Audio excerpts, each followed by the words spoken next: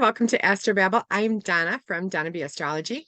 And I'm Linda from Scallywag Astrology. And today we are going to be talking about 2024 year ahead for the sign of Aquarius and all of the planetary major moves that will be happening. And the first planet that we're going to be talking about is Mercury. Mercury is in charge of our commerce, how we communicate, as well as how we travel. So he's also in charge of messages. So he's the planet that is the closest to the sun. He's going to squeak out 4 retrogrades only because he is finishing the 2023 retrograde on literally January 1st. So we'll almost be done with it by the time the new year hits. And it's going to be happening in your 12th and 11th houses, this retrograde. It's going to start December 13th, 2023 in Capricorn, and then it's going to station direct on January 1st in Sagittarius, and that's in your 12th and 11th houses. This is going to have things that you'll have to readdress with possible hidden enemies, places of exile or retreat. Your 11th house of your hopes and dreams, things, your friends and people that support you. So that might be where you're going to experience some of this retrograde, the snafus that come with Mercury, like wrong messages or miscommunications or, stuff like that. Yeah. From the 1st to the 25th of April, 2024, Mercury is going to retrograde in Aries, which is your 3rd house. The 3rd house is siblings and cousins and aunts and uncles. So it's possible that, if you don't see them very often, they might come back into your life at this time. It's also communications and just, local travel. So unfortunately, one of the things that Mercury is responsible for is transportation and communications.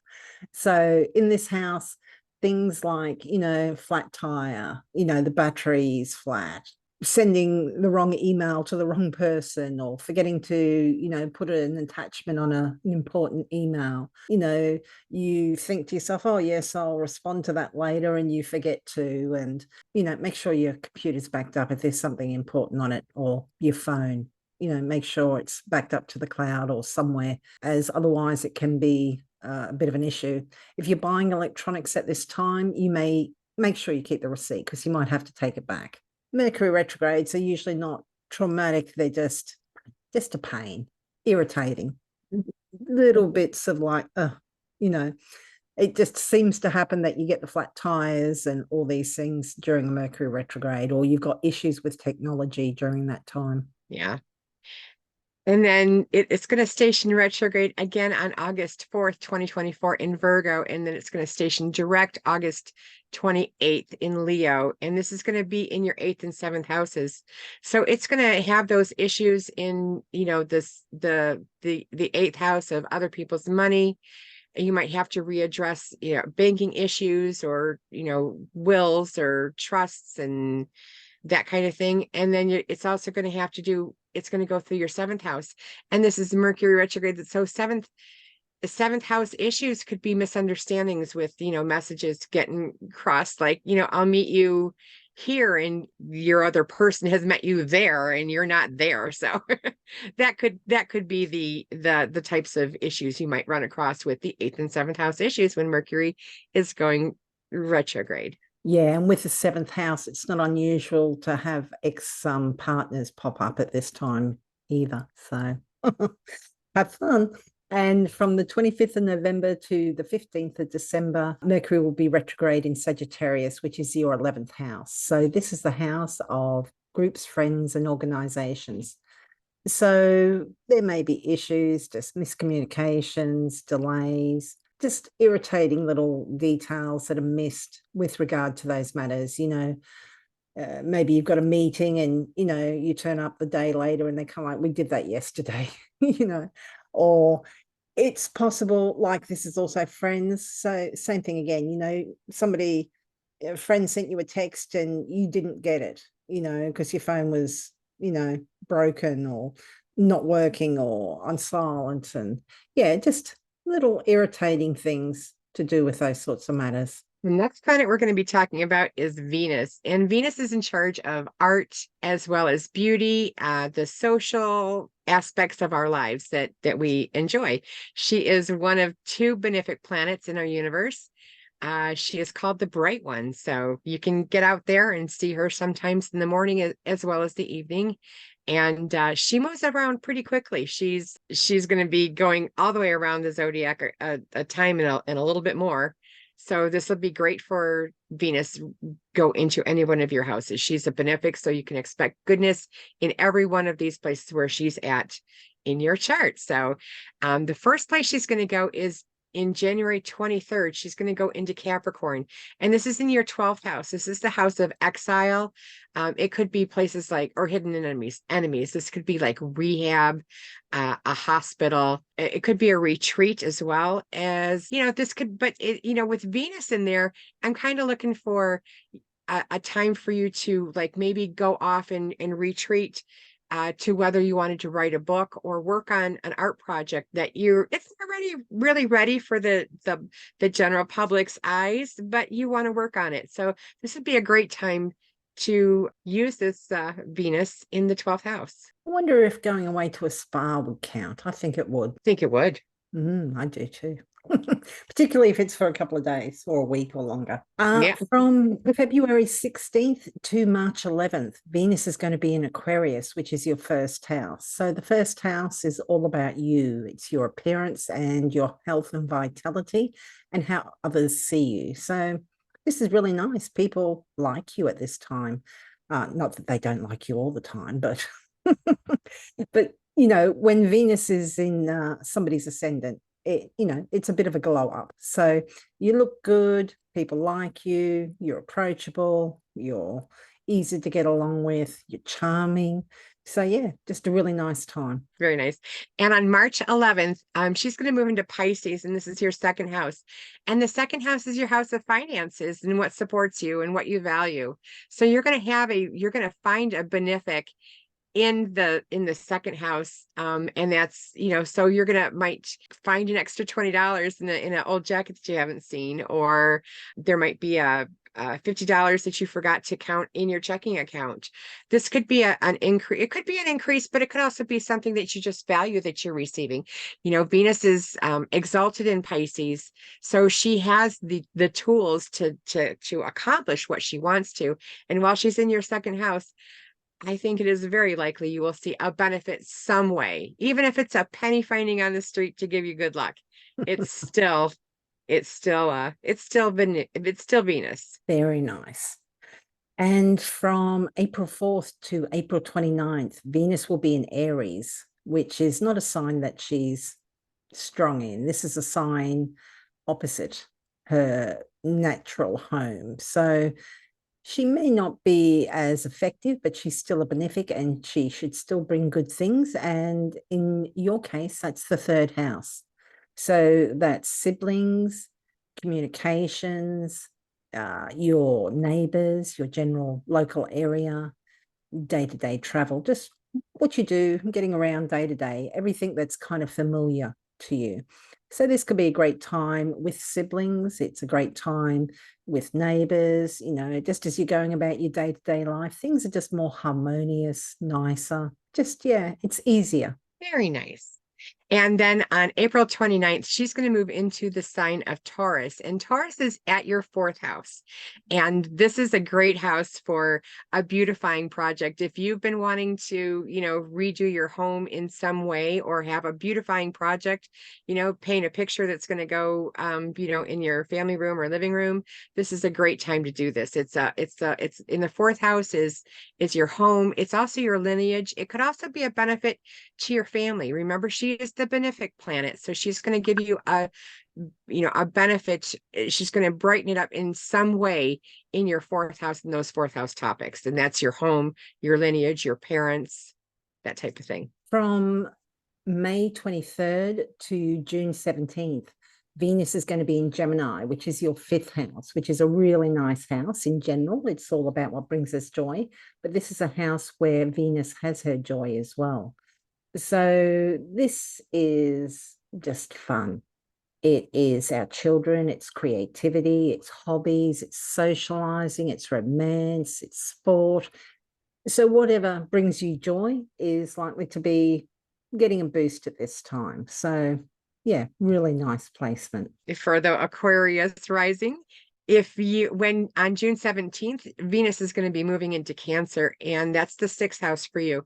And the 6th house is the house where it rules our pets, as well as what we do every day, as well as the service to others. So you will find a benefit somewhere around those themes. It could possibly be you might get a pet, or your pet might graduate from obedience school. It could also be, in service. If you're in service and Venus is there, you might see a benefit through people who are service, like a police officer, a fireman, those types of things. This could also be a benefit with coworkers as well in your 6th house. Very nice.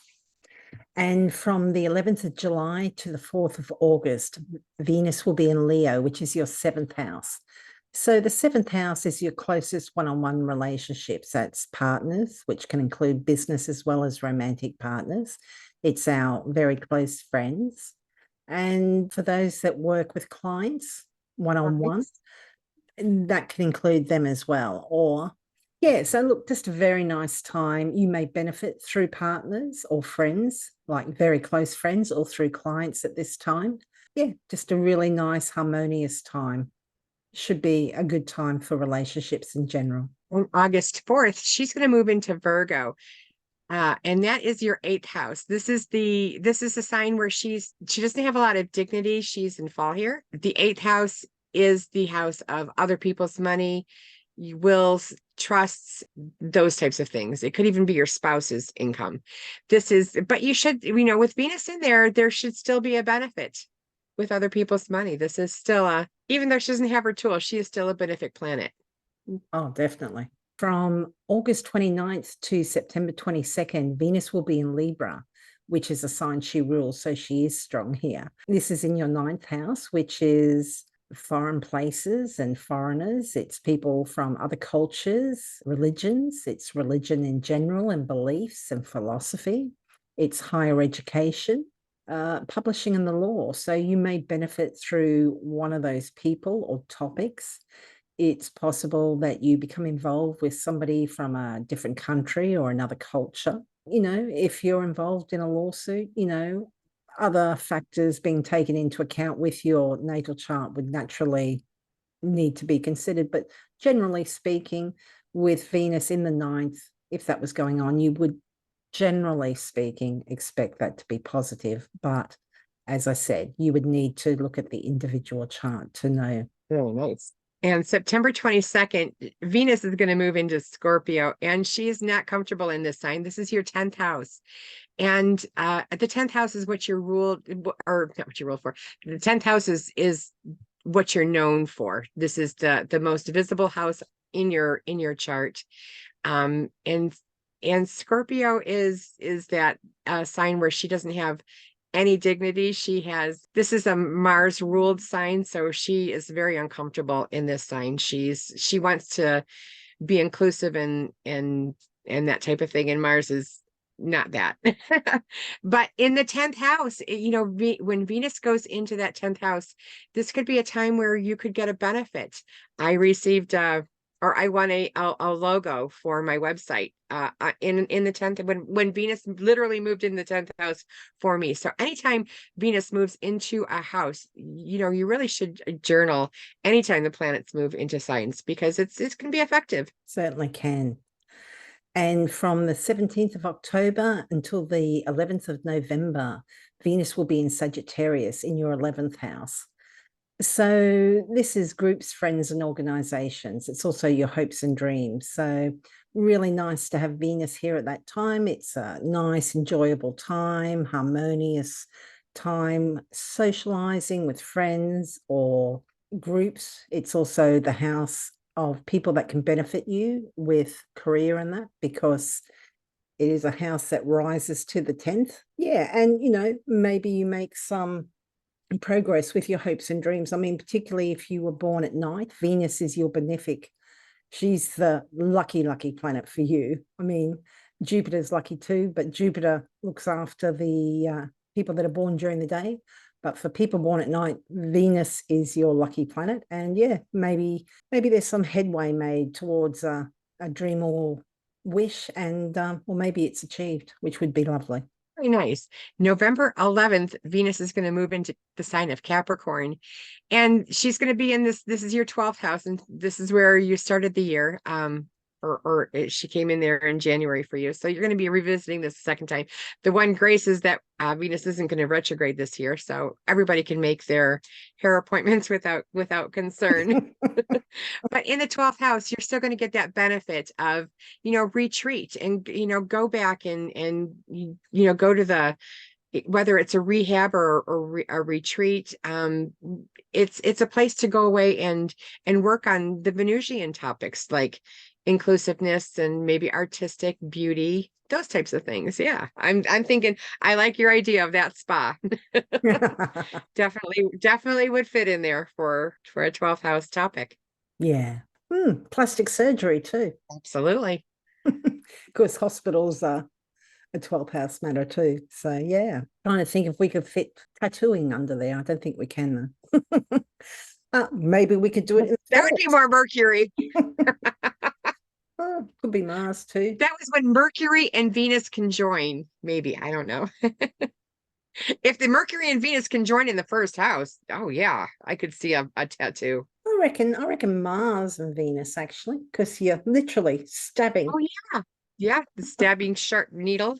Yeah. Anyway, from December 7th, Venus will be entering your first house again. So again, you get that glow up. It's people like you, you're charming, you get along well, great time for buying clothes, doing your hair, trying out a new hairstyle, dyeing your hair. In Aquarius, I mean, you're an Aquarius. We don't need to tell you that you're a little bit left of center sometimes. So yeah, people appreciate, because everybody's going through Venus and Aquarius at that time. Donna's laughing at me. She's kind of like, you're alienating the Aquarians. I'm not. I'm not. They're going to love it. My son-in-law's an Aquarius. Oh. No, well, everybody's interested in things that are just a little bit different than usual at this time. So yeah, embrace it. But yeah, Sure, look, yeah. You need the different perspective. Absolutely. Yeah. And look, the first house is health and vitality too. So your health and vitality might perk up at this time too. You might just feel good, which is always very nice. Very nice. And the next planet we're going to be talking about is Mars. And Mars is in charge of aggression, fighting, as well as leadership, courage, and bravery. And drive, blood, hot, heat, iron. So, we do need Mars. We do need drive in our life. Not necessarily the aggression and the impatience that Mars can bring, but Mars does have, those two sides to him. So we do have free will. So keep that in mind as we go through this. January 4th, he's going to be moving into the sign of Capricorn, and that's your 12th house. Now, Mars is exalted in this sign. And so the things that Mars can be doing in the 12th house, are things like surgeries, the operating, and going away. It's the house of retreat. It's the house of things that also undo you in the 12th house. And so if you're not thinking, you could step off a ladder in the wrong way. So, you want to be really kind of careful when we're dealing with Mars, especially in the 12th house is one of those houses. When Mars is there, you need to keep it in the back of your mind. Don't take those risks. Yeah. And I mean, it could be a case of your anger gets the better of you, and has repercussions. It is exalted in Capricorn though, so hopefully not. Great time for working behind the scenes though, particularly if it's physically. From February 13th to March 22nd, Mars is going to be in Aquarius in your first house. When Mars is in the 12th house, which is the house that it was in just before, sometimes it can take a little bit of a hit to our vitality. But as Capricorn is your 12th house and Mars is exalted there, you may not kind of feel that hit as much as most people will. But you should certainly feel more energized, more ambitious, more driven at this time. You may want to watch that you're not more aggressive or just too physical or just even just too much energy for other people around you. But yeah, more to watch out for aggression than anything else. But yeah, look, people see you as active and driven, and it should certainly be a boost to the energy levels. Very nice. And on March 22nd, Mars will be moving into Pisces, and this is your second house. When Mars goes into your second house, this is a time where money can leave your wallet quite quickly or quite a lot. You know, Mars has that drive to constantly move and wants to work. So I'm not so sure how you would do as Pisces, maybe go window shopping. I don't know. You know, in Pisces, when Mars is in Pisces, not really seeing things very clearly or well, maybe no boundaries. So watch the boundaries on when Mars goes into Pisces for you in the second house. This is going to have to do with your finances. So you might have a lot of drive and aggression to either spend money, yeah, those types of things, or use money for things that would be a leadership role. From April 30th to June 8th, Mars will be in Aries, which is a sign that it rules. So it's strong here. It's in your third house, which is your local area, your local neighborhood. It's neighbors and siblings and other close family members like aunts and uncles or cousins. It's communications and transportation. So you may want to watch out, you know, for little car accidents, speeding tickets at this time. You may be a little bit more easily irritated by siblings or your neighbors or people you come to see in, you know, your day-to-day life as you're just, you know, going about your business. You may be just more active. The pace of things to do with siblings or in your local neighborhood, just running errands and all that may increase because Mars does want to move forward and it does want to move fast. And in Aries, it's strong. A great way to mitigate this would be, you know, obviously with driving, take more care. But, you know, with siblings and your local neighborhood or neighbors and that, maybe try and do something a little bit more physical, be a little bit more active or get involved in community rather than arguments, if possible. I like that. And then on June 8th, Mars will be moving into Taurus, and this is in your fourth house. So this would be a great time to, you know, plan on using that Mars to beautify your home or, you know, work on your home, maybe shore up the structure or you know, anything like that to use Mars, you know, physically around your fourth house. This could also be even simply taking a walk with your parents, you know, taking them out if they're secluded or whatever. You might want to, you know, bring them out, you know, take them for a walk in a nice park or something like that. This could also be used, you know, just you want to make sure that you're using it in a positive way, or it could, with Mars is in charge of braking, and so you could have accidents around the home. So that's where you would want to be careful with Mars in your fourth house. Yeah, regarding the parents, what popped in my head was like Tai Chi or something, because this is a Venusian ruled Mars. So, you know, dance and even some martial arts in Tai Chi and that fits well with nice. that. From July 20th until September 4th, Mars will be in Gemini, which is your fifth house. The fifth house is our children and creativity. It's what we do for fun. It's socializing and romance. It's also sport and hobbies. So when Mars is in the fifth, you may want to watch your kids. They may be a little bit more accident prone at this time. You yourself may be a little bit more accident prone when it comes to things like sports or even hobbies. It's possible that there could be some sort of irritation or impatience regarding, you know, social matters or hobbies or even creativity, or even your children themselves. They may be a little bit more high energy and a bit too much at this time. Yeah, like we said, you know, they may be more likely to take risks at this time. So you may just want to keep an eye on them. What advice?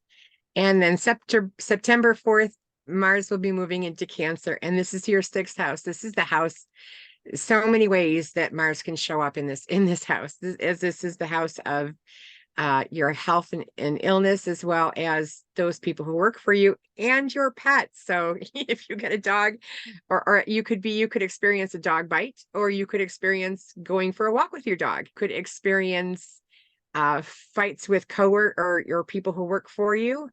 Or you could, if you are in a service type of work, you could end up with a leadership type of role in there. And the other one was your health. Your health is, if you have a sharp pain somewhere, don't hesitate. Go get it checked out. It doesn't, it's better to be safe than sorry when it comes to Mars in your sixth house. It's in the sign of Cancer. You might feel a little bit more emotional. So, you even take care of your mental health as well. Mars can show up with leadership skills, bravery, and, those kinds of qualities, as well as those ones that you're not thinking, and you're cutting yourself, and so just be a little careful when Mars is in your sixth house. Yeah, because Mars is in fall and Cancer, so it kind of can go a little bit overboard sometimes, I think. And this is a house that it's going to retrograde back to later in the year, so issues to do with those things may come back to, I want to say, bite you. Which yeah. Yeah, but look, from November 3rd, Mars will move into Leo, which is your seventh house. This is a house of your closest one-on-one relationships. So this is your partner, whether it's business or romantic. This is close friends. And for those that have clients, it's people that you work with, very closely. That would be applicable as well. So there may be just a little bit more irritation and aggression, either from them or from you towards them. Could be a great time to be more active with these people, more driven, more ambitious. You're talking about clients, perhaps more physical with friends or business partners or romantic partners. But this is a house too that's going to have you going back over matters, because Mars is going to retrograde, and Mars just wants to go forward, and he's going to get frustrated because he's going to appear to go backwards. So those are matters that will be addressed, both the closest one-on-one relationships and possibly your health, or co-workers, employees, pets, or service to others. And as Linda was referring to earlier, Mars is going to go through a retrograde period, and that's going to go from 6 degrees Leo to 17 degrees Cancer. So any planets in between those two signs. And so it's going to be in Cancer. It's going to go to Leo, and then it's going to retrograde in Leo at 6 degrees. Then it's going to go back through Cancer to 17 degrees of Cancer. So, and that's on February 23rd. So it's going to retrograde on December 6th, and it's going to station direct on February 23rd. It's just so that you're aware of those days. And this is the seventh house and the sixth house. So it's those issues of, hopefully you have socialized your dog so that he or she does not bite anyone. But if they do, then you're probably going to, have some blowback on this, come this retrograde period. Also this is the time where Mars could act really, really wonky, because it's retrograde, and in the sixth and seventh house, this could be time where Mars isn't acting its usual leadership qualities. It's harder to get to those. Yeah, I was just thinking with the sixth house too, like illness, and Mars is associated with surgery, and that maybe you need a surgery, but it's delayed at this time, which would be very frustrating, particularly if you're in a lot of pain. There's a thing called the retrograde shadow period too, which kind of extends the dates that you can experience these issues. And in the case of Mars, that's from the 5th of October 2024 until the 2nd of May 2025. So between those periods, trying to move forward might seem like wading through mud. So everybody's going through it. It's frustrating for everyone, but for you, it's in the 6th and 7th house. Yeah, a bit of a difficult house. The next planet we're going to be talking about is Jupiter, and Jupiter is the second benefic. It's the greater benefic. He's the bright star that's out in the sky here in the United States at night. So we see him all night. And he's going to have three different planetary movements that are going to be, kind of that you should have on your radar. The first one is going to be it's his connection with Jupiter and Uranus are going to conjunct. And, with Jupiter in that being the planet of expansion and generosity and jovialness is when he conjoins with Uranus at 21 degrees of Taurus on April 20th in your fourth house. This is going to, that is about you're going to find this Jupiter Uranus. So Jupiter is expansion, Uranus is that shocking, revolutionary, or ingenious ideas. You could have a really good idea around your house. So this will be where this will show up for you around your house. But there's going to be a lot of energy with this because there's going to be an eclipse 12 days prior to this conjunction, and that's going to already bring a lot of energy to this planetary aspect. Yeah. So if you have any planets around 21 degrees of Taurus or any of the fixed signs, you might experience this particular conjunction a little bit harder. So the fixed signs are Taurus, Scorpio, Leo, and Aquarius. So you very well might feel it. And Jupiter will move into Gemini on the 25th of May, 2024, which is into your fifth house. Jupiter tends to bring enthusiasm and optimism to whichever house it's in. It wants to expand, and it's known as planet of good luck. It's the greater benefic because it's a slower moving planet than Venus. So that luck, when it's making connections to your chart, tends to take longer, whereas Venus is a quicker mover. Anyway, so it's going to be in your fifth house, which is children. It is creativity, it's socializing, it's romance, it's sport, and all sorts of fun subjects. So really, really nice house to have a benefic in. Yeah.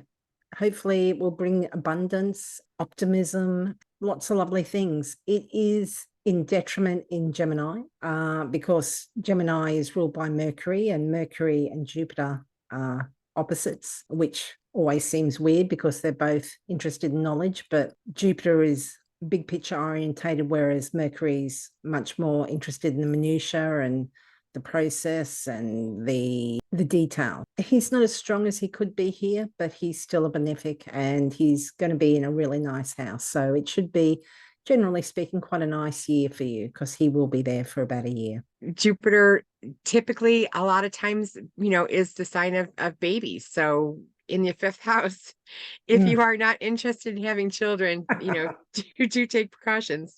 And then Jupiter will retrograde into Gemini at 21 degrees 20 minutes on October 9th, and then it will station direct at 11 degrees Gemini on February 4th, 2025, and that's going to be in your fifth house. So that could be, issues around those fifth house topics that are going a little bit differently. When the planets go in retrograde, they don't really act in the way that in their most esteemed way. So this could be problematic, possibly. In other words, if your hobby is gardening, you might have bit off more of a bigger garden than you can manage. Yeah. That would be a Jupiter retrograde type of issue. Yeah, when Jupiter's retrograde, sometimes that optimism and enthusiasm just kind of takes a bit of a hit. Particularly if you're relying on somebody else, maybe they're not available at this time, because Jupiter can sometimes show up as benefactors sort of thing. But yeah, you may have been really excited about something and then you kind of realize, oh, this is going to take longer than I thought, or I'm relying on this person and now they're not available, or whatever. But it's in a fifth house. It's certainly, if you've got to have Jupiter retrograde in a house, it's probably one of the better ones. So everybody will be going through Jupiter retrograde at the same time, different houses for different ascendant signs. But yeah, you may have to go over matters to do with children or sports or hobbies or creativity.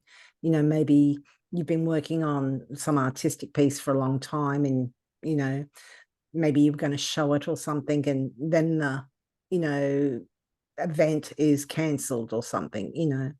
But perhaps it ends up better because quite often having to go back over these details and retrace those steps sometimes leads to better outcomes anyway. So if you are disappointed, just keep plugging away, because there may actually be a better benefit for you after the retrograde anyway. The next planet we're going to be talking about is Saturn, and Saturn is in charge of restriction and hold back, also hard work as well. Saturn is barriers and and structure as well. So Saturn is that more somber planet. It's one of the malefic planets. Mars is the other one. Saturn it moved into Pisces in 2023. It is going to stay in 2024, and that's going to be in your second house. It's going to stay in 2020. It's going to stay in your second house the entire year, because Saturn just doesn't move that fast. It's going to be in your second house. This is where you might have a little bit more restriction with your money. This could be a time where you didn't get as big of a raise as you were expecting. This is a little holding back. This isn't that you can't have it. It's just that it's holding back. It's a planet of weight. Yeah. And between the 29th of June and 15th of November, Saturn's going to be retrograde. So it will appear to be going backwards. When Saturn's retrograde, all those restrictions and limitations can seem a little harder than Saturn is moving direct. And as it's in your second house of your personal income and finances, these might be quite difficult times financially. Knowing that that's coming up, maybe you can start to try and cut back a little bit. With Saturn, it is a planet of no, etc. It's also the planet of building a solid structure, though, but it takes time. So maybe during this retrograde period, it's a good time to look and review and try and work out how you can build that structure regarding finances and money to be a little bit more stable, because Saturn's going to be in Pisces, I think, until 2026. I'm sure it's in Pisces up until at least the end of 2025. So this isn't a short-term transit. Saturn spends about 2.5 years in a sign. So, and it's a difficult house for it to be in.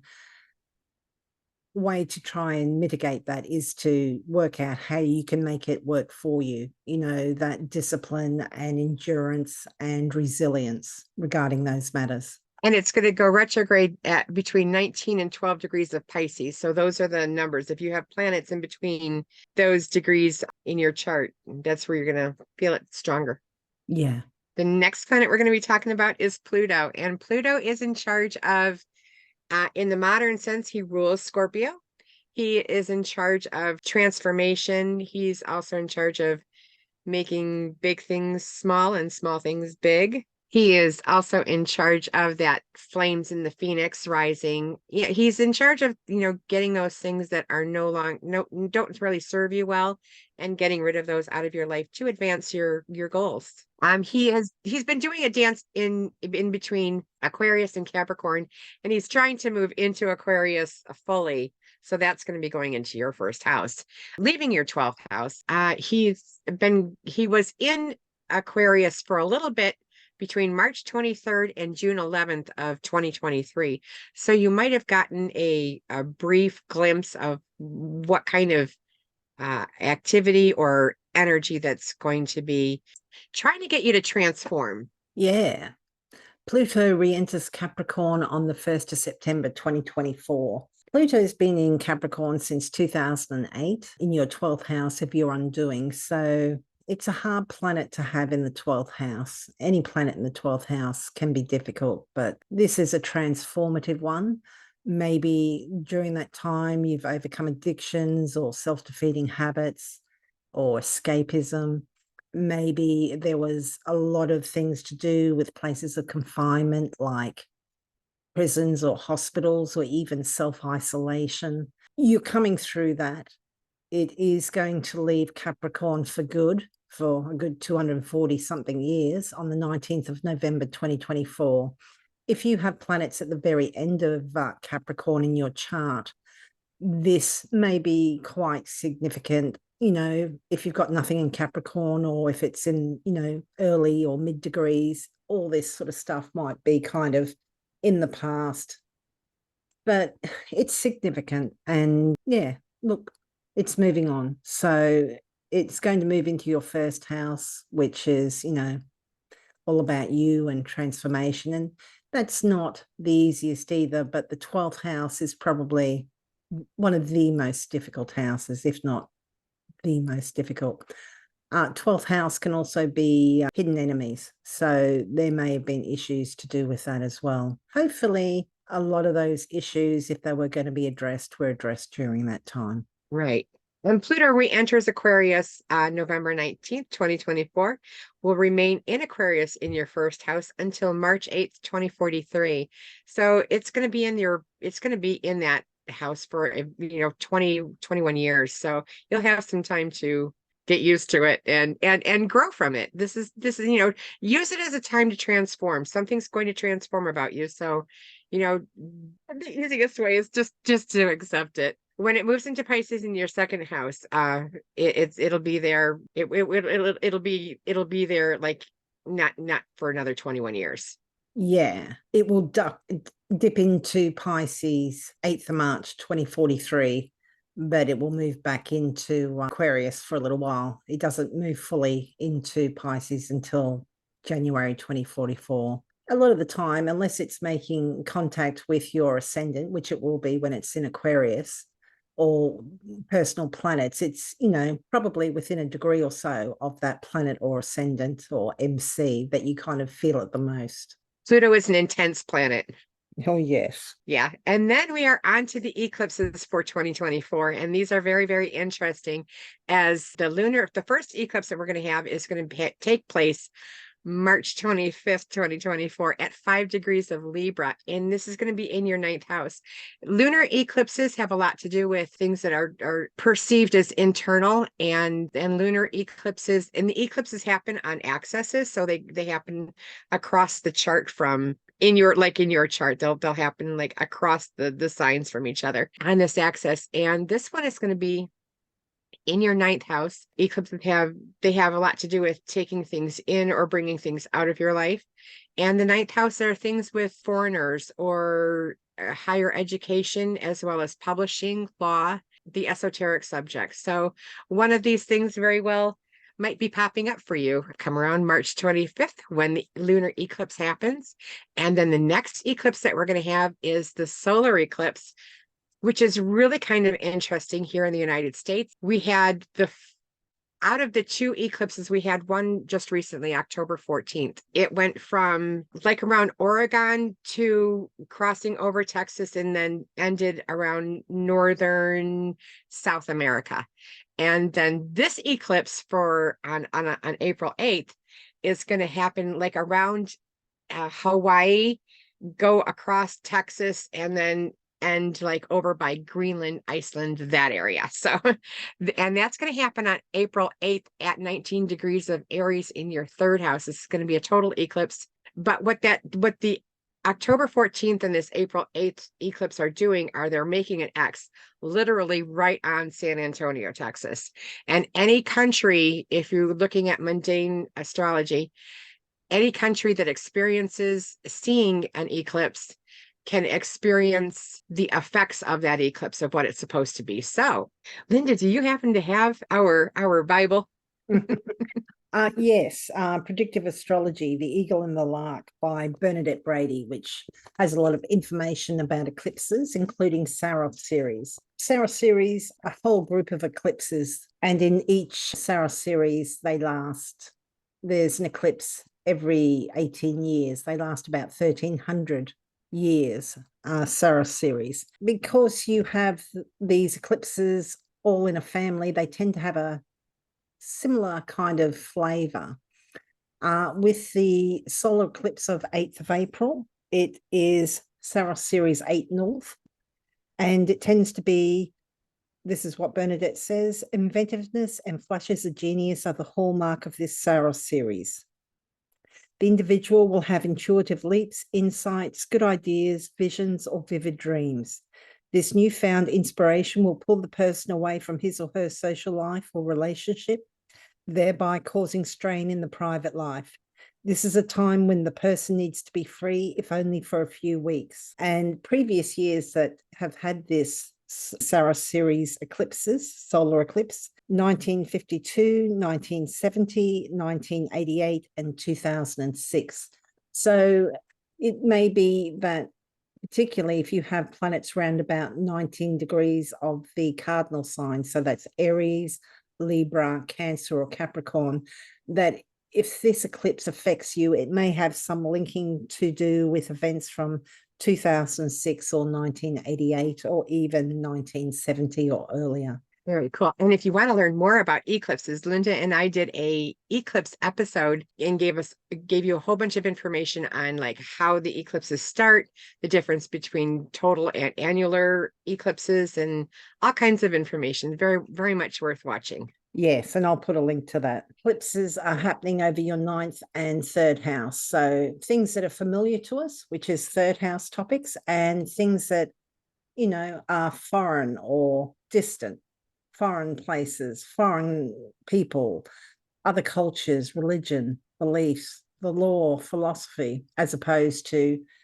our close family, like siblings, our local neighborhood and community. We have a lunar eclipse on the 17th of September 2024, which will be the first of the Pisces Virgo eclipses. We're still in the middle of well, not in the middle, we're at the end of the Aries Libra eclipses. We will have one final solar eclipse in Libra in October and one final eclipse in Aries in March 2025, but this is the start of the Pisces Virgo ones, and it's a lunar eclipse on the 17th of September 2024, and that will be in your 2nd house, which is all about your personal finances, income, and resources. You also have Saturn there, so if you have planets around about 25 degrees of Pisces, this might be like a bit of a wake-up call. Lunar eclipses, as Donna was saying, they often tend to be internal. So it may be a change of attitude towards money, finances, and that sort of thing. But it can also bring in endings or eclipse things or people out of your life. So particularly if you have planets around about 25 Pisces, maybe a big kind of reckoning, perhaps, regarding personal finances and income. The 2nd of October solar eclipse is an annular one, and it's at 10 degrees of Libra in your 9th house. And Donna, do you have the information regarding that Saros series? I do. This is going to be from the Saros series 8 South, as it's listed here in Bernadette Brady's A Predictive Astrology, The Eagle and the Lark. And she writes, separation and loss, to be parted, to finish something, and to feel sad at its completion. Physical injury is also possible through overstraining one's strength. This is not the time to undertake strenuous physical activities. And this again has that flavor of things that happened in 1952, 1970, 1988, 2006. So it's, yeah, those are the years that it might have repeating themes. Yeah. Thank you, everyone, and especially the Aquarius, Happy New Year to you. Hope you enjoy your year. Linda and I do a video every fortnight about the planetary energies that are going to be happening. I as well bring in stones to for every one of those episodes. We appreciate you watching. Please share, like, and subscribe to our channel. It helps us get the word out to hopefully help you combat and mitigate the energies that are coming your way. Yeah. Thank you for listening, and happy 2024. Oh, Donna, what services are you offering and where can people find you? You can find me at donnabastrology.com is my website. donnabarconsulting@gmail.com is my email address, and I do bring in stones. I do healing energy with that, healing energy work. And you can contact me through any way of any of those ways you can get to me. And Linda, what are you doing, and how can people get a hold of you? I'm at Scullywag Astrology. That's astrology.scullywag.com. And I offer natal readings, relationship readings, and year ahead readings. So thanks for listening, and happy 2024. Happy New Year.